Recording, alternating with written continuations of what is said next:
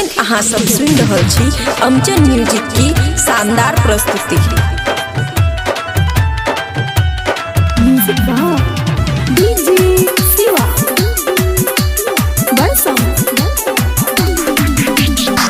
अइबा अइबा भोले बाबा हाँ सावन के महीना में, हाँ सावन के महीना में, हाँ सावन के महीना में कजलिया छोरी सजल ढरैबा 3 बजे भोर हरिया में। अरुसिया छोरी सजल ढरैबा 3 बजे भोर हरिया में। अइबा अइबा भोले बाबा सावन के महीना में, बाबा सावन के महीना में, हाँ सावन के महीना में कजलिया छोरी सजल ढरैबा 3 बजे भर हरिया में। अरुसिया छोरी सजल ढरैबा 3 बजे भर हरिया में, 3 बजे भर हरिया में।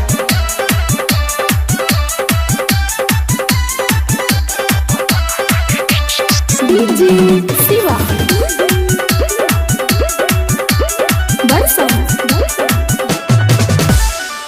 घर से निकल गे छोरी कंधे पर लेके कवरिया गे, हाँ कंधे पर लेके कवरिया गे, कंधे पर लेके कवरिया गे।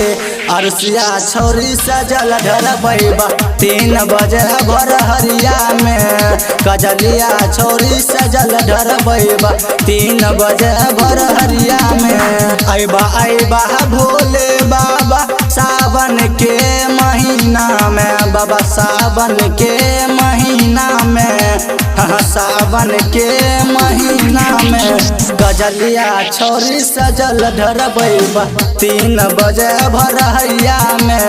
अरुसिया छोरी सजल ढरबैबा 3 बजे भर हरिया में, 3 बजे भर हरिया में।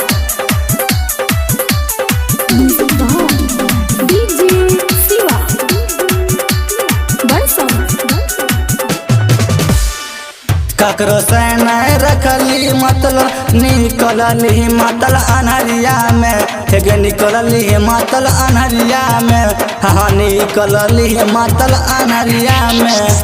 बाबा भोला के जलवा चढ़ैली 3 बजे भर हरिया में।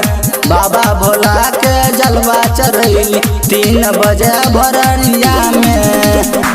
अइबा अइबा भोले बाबा सावन के महीना में, बाबा सावन के महीना में, हाँ सावन के महीना में गजलिया छोरी सजल ढरबैबा 3 बजे भर हरिया में।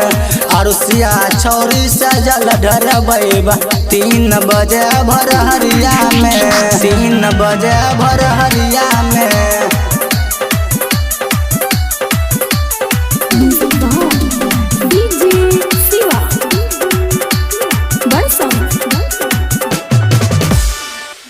गायक दिलीप दीवाना के संग गलही मतल अनहरिया में गे, गलही मतल अनहरिया में, हाँ गलही मतल अनहरिया में।